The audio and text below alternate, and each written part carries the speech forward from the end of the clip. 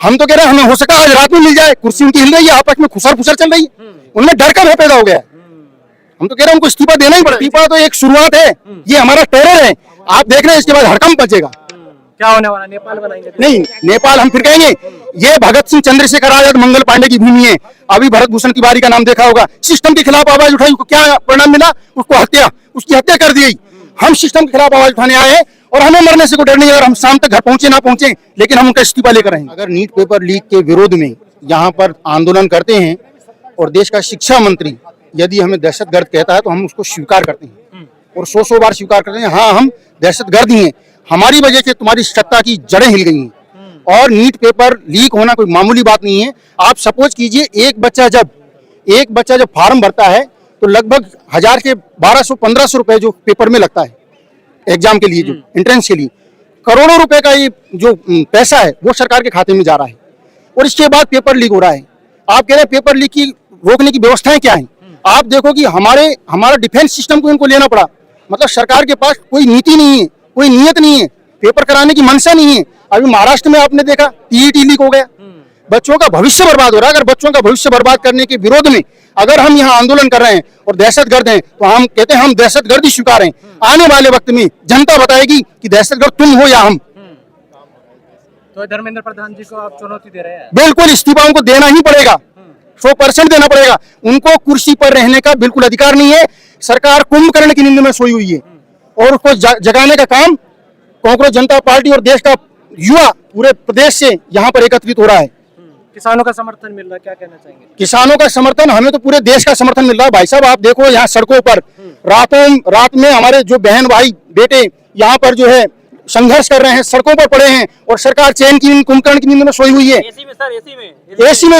AC में और यहाँ हम सड़कों पर पड़े और कह रहे फंडिंग। अच्छा, बड़ी याद आ गया, सरकार कह रहे फंडिंग। एक मिनट, फंडिंग कहाँ से आ रहा है? ये पानी की बोतलें, ये केले, अरे सरकार को डूब मरना चाहिए। फंडिंग अडानी, अंबानी, विजय माल्या जो उनकी नाक के नीचे से फरार हो गए, वो कहाँ गई फंडिंग उनकी? नीरव मोदी। ये सब सिस्टम कहाँ है भाई? कहाँ की फंडिंग? आपने और मैंने कलेक्शन करके अगर कार्यक्रम करवा दिया, सरकार को कह रही फंडिंग। हम नीट पेपर लीक के विरोध में और धर्मेंद्र प्रधान जब तक इस्तीफा नहीं देगा तब तक हम यहाँ पर आंदोलन करेंगे। कब तक मिलेगी सफलता आपको? हम तो कह रहे हैं हमें हो सकता है आज रात में मिल जाए, कुर्सी उनकी हिल रही है, आपस में खुसर फुसर चल रही है, उनमें डर का भय पैदा हो गया। हम तो कह रहे हैं उनको इस्तीफा देना ही पड़ेगा। बीजेपी में कल्चर नहीं है इस्तीफा देने का? बीजेपी में एक मिनट, बीजेपी अटल बिहारी वाजपेयी तक जिंदा थी। अब बीजेपी वो वन मैन पार्टी हो चुकी है, कोई संविधान नहीं बचा है। एक्सपोर्ट और इंपोर्ट करने वाले नेताओं की पार्टी बन चुकी बीजेपी। जो आवाज उठाता है उसके विरोध में उसको खरीद लिया जाता है। ये पेपर लीक एक छोटा सा नाम है, लेकिन 25 साल जो बच्चे पढ़ते हैं ना, उनकी पूरी मेहनत के ऊपर ये डाका है। और इस डाका मारने वाले को कभी भी हम तो माफ कर भी सकेंगे, लेकिन भगवान कैसे माफ करेंगे? छोटी सी घटना हो जाती है भाई साहब, छोटी सी घटना हो जाती है, नेता उनके यहाँ शोक संदेश व्यक्त करने के लिए घर जाते हैं, लेकिन 21 छात्र छात्राओं की मौत का जिम्मेदार कौन है? सिर्फ केवल केंद्र सरकार। केंद्र सरकार अपनी जिम्मेदारी से नहीं बच सकती। तो ले तो रहे हैं धर्मेंद्र प्रधान जिम्मेदारी? कहाँ जिम्मेदारी? एक मिनट, 21 लोगों की अगर आत्महत्या छात्रों ने की है, उनको इस्तीफा देना पड़ेगा, उनके परिवार वालों को मुआवजा देना पड़ेगा। देखिए, आम मौत हो जाती 4 लाख 5 लाख हम लोग दे देते हैं।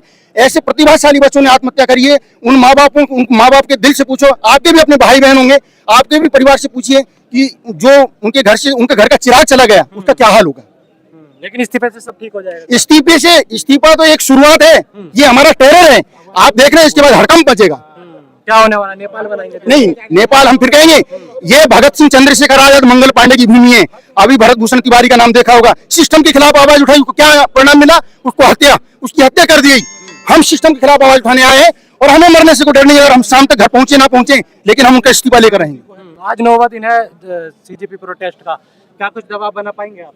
आज हमारे सोनम वांगचुक जी पर्यावरणविद हैं, आज वो अनशन पे बैठ रहे हैं, उनके साथ पूरा देश खड़ा है और हम लोग भी उनके साथ हैं। मध्य प्रदेश से आए, हम उनके साथ रहेंगे तन मन धन से। वही सोनम वांगचुक जिन पे एनएसए लगाकर 6 महीने जेलों में डाल दिया गया। देखिए, ये सरकार की नीतियां हैं, कब तक कुचलोगे तुम? कब तक हमारी आवाज को दबाओगे? यदि हम मर जाएंगे तो हमारे विचार तो जिंदा है, उनको नहीं दबा सकते आप। अरे सरकार से आप 4 सवाल पूछ लीजिए, आपके ऊपर एनएसए लगा देंगे? क्या बात करते हो आप पूछ के देख लीजिए। लगाया गया गलत इल्जाम था। एनएसए की परिभाषा जानते हैं? एनएसए क्या होता है? एनएसए क्या होता है? देश को खतरा हो, समाज को खतरा हो, वतन को खतरा हो, तब वहां ऐसे एनएसए लगता है। ऐसे राष्ट्रवादी लोगों पर एनएसए लगाएगा तो समय उनको भी जवाब देगा। हाँ, लेकिन आपको सोशल मीडिया पर एंटी नेशनल बताया जा रहा है। देखिए, हमने आपको पुनः कहा है, हमने आपको फिर कहा है, यदि भ्रष्टाचार, यदि नीट पेपर लीक के विरुद्ध यदि हम आवाज उठाते हैं तो अगर हम दहशतगर्द और नेशनल एंटी नेशनल हैं तो हमें स्वीकार है, सर हमें टीम भी बोला जा रहा है, हमें टीम स्वीकार क्या है। फिर? हमें तो ए टीम बोल रहे हैं, बी टीम बोल रहे हैं। बी टीम बता रहे हैं आप। सर हम तो हिंदुस्तान की भगत सिंह टीम है, चंद्रशेखर आजाद की टीम है, मंगल पांडे की टीम है, तात्या टोपे की टीम है, महाराणा प्रताप की टीम है। बोलिए अब क्या कहना आपका, आइए मैदान में आप। इस्तीफा तो नहीं ले पा रहे लेकिन आप। सर इस्तीफा उनको देना पड़ेगा, इस्तीफा देना पड़ेगा। उनकी गोपनीय मीटिंग हो रही है, इस्तीफा उनको देना ही पड़ेगा किसी भी हालत में।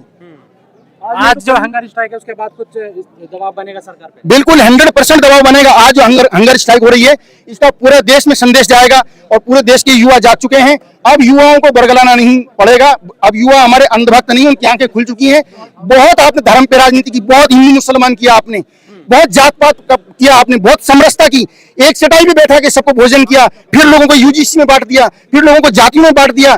भगवान राम का मंदिर बनाया, चंदा खा गए। धर्म के नाम पर कितना लूटोगे? अब जनता जा चुकी है। अब धर्म के नाम की राजनीति अब हिंदुस्तान के अंदर नहीं चलेगी। छात्रों से क्या अपील करना चाहेंगे? आखिरी सवाल है। मैं छात्रों के, जैसे कि इस सीजेपी के संस्थापक है अभिजीत दीपके जी, वो पीसफुल प्रोटेस्ट कर रहे हैं। हमारे खून में नहीं है कि हम हिंदुस्तान की संपत्ति को नुकसान पहुंचाएं, हम पीसफुल प्रोटेस्ट कर रहे हैं।